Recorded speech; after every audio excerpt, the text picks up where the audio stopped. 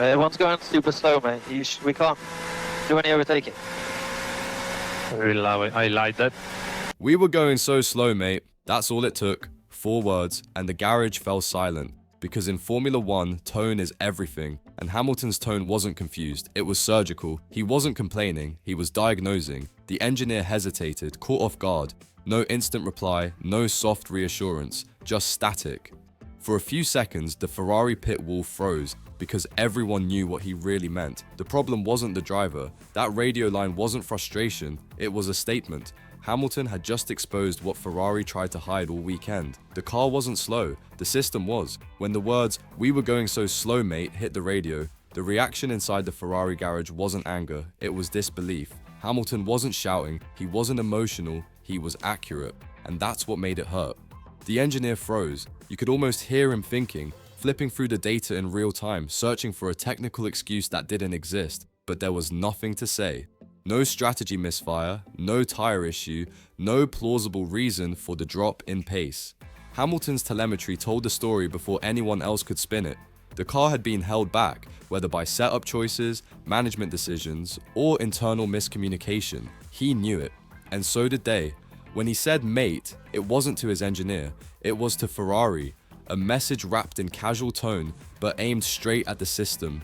The silence that followed wasn't just awkward, it was guilty, because for the first time, the team didn't have an answer for him, and Hamilton's calm made that silence feel like a confession. Ferrari's issue isn't horsepower, it isn't aerodynamics, it's translation. Between Hamilton and the pit wall lies a language barrier built from decades of tradition, a culture that listens but rarely hears.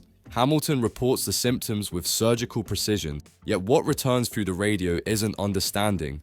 It's confusion wrapped in protocol. When he said, "We were going so slow, mate," he wasn't just talking about the car's pace, he was talking about the reaction time, the decision-making speed inside Ferrari itself, the split seconds lost in hesitation, in committees, in fear of making the wrong call. Hamilton has raced in systems where the engineer and the driver breathe as one.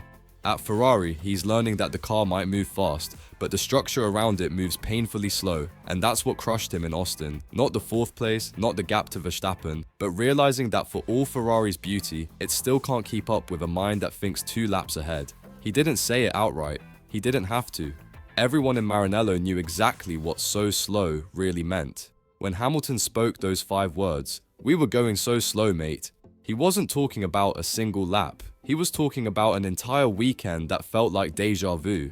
In practice, the car had rhythm. In qualifying, the rhythm vanished. Then, during the race, the same ghost appeared. Sudden loss of grip, misjudged strategy, delayed calls. Every time the car showed potential, something or someone slowed it down. Hamilton has seen this pattern before. Not in the data, but in the behavior of teams afraid to make mistakes. Ferrari isn't failing because it lacks speed. It's failing because it fears its own ambition. And that fear bleeds into everything: strategy, engineering, even radio communication.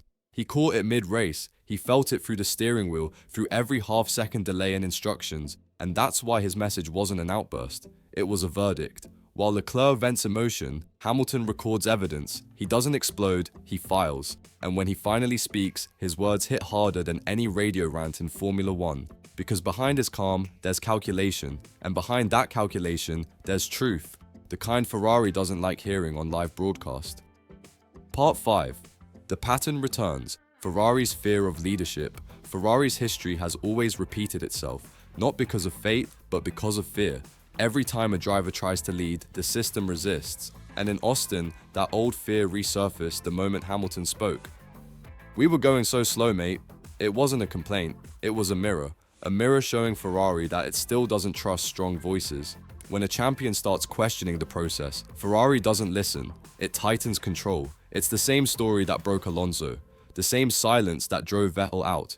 But Hamilton is different. He doesn't need Ferrari's permission to lead. He knows what works because he's built it before. In Mercedes, in McLaren, in chaos turned into order. He doesn't shout to be heard. He speaks once and waits for everyone else to catch up.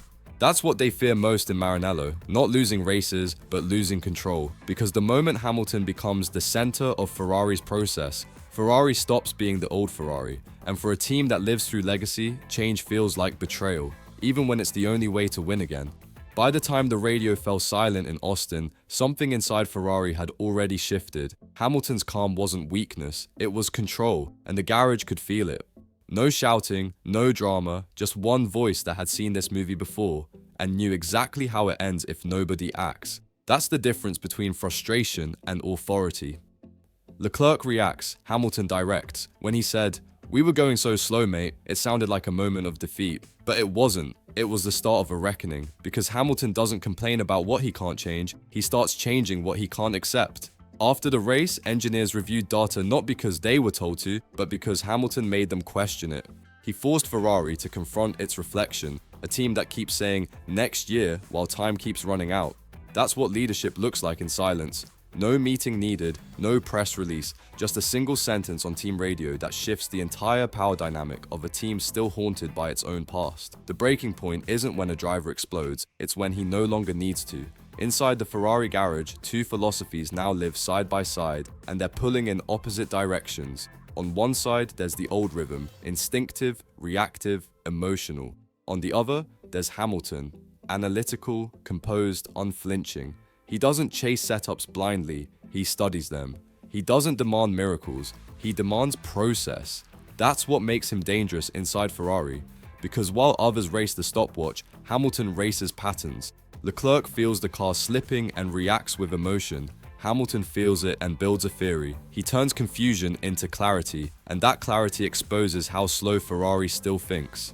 His engineer, Riccardo Adami, has started to learn the difference. With Leclerc, every exchange burns hot and fast. With Hamilton, every silence carries pressure. One wrong word, one defensive excuse, and the driver remembers. That's why, after Austin, the garage felt heavier. Not because of P4, but because Hamilton had made everyone realize how far Ferrari still is from his level of focus. The divide isn't between drivers, it's between a champion who builds systems and a team still learning how to follow one. Ferrari didn't need a press conference to understand what Hamilton meant. His message had already been broadcast to the entire factory, not moved through headlines, but through tone. "We were going so slow, mate." That wasn't frustration, it was a coded ultimatum. It meant fix this or I will, because Hamilton has seen what happens when teams waste time, and time is the one thing Ferrari no longer has. The 2026 reset is coming, the clock to 2027 is already ticking, and every race like Austin makes the mission harder to believe in. So now, the question isn't whether Ferrari will change, it's whether Ferrari will let him change it.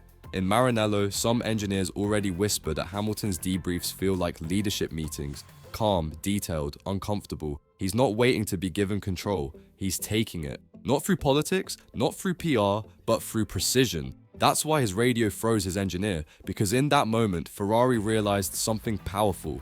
Hamilton isn't there to adapt to Ferrari, he's there to make Ferrari adapt to him. Ferrari's timeline is public, 2026 for redemption, 2027 for glory. But Hamilton's clock runs differently. His countdown doesn't start at the factory, it starts in the mirror. Every race, every lap, every radio line is a test, not of speed, but of conviction. He knows what happens when legends run out of time inside Ferrari. Vettel tried to inspire, Alonso tried to control, both were consumed by the system they tried to fix. That's why Hamilton's fight feels different. He isn't chasing an 8th title anymore, he's chasing transformation. Because if he wins with Ferrari, he doesn't just make history, he rewrites it. Austin wasn't a defeat, it was a warning. The car was slow, but the driver was faster than the truth Ferrari was ready to face. And every time he speaks, that truth echoes louder through Maranello's halls. The countdown has resumed, but this time, it's not Ferrari timing Hamilton, it's Hamilton timing Ferrari, because one day soon, he'll stop saying, "We were going so slow, mate," and start saying, "Now they finally kept up."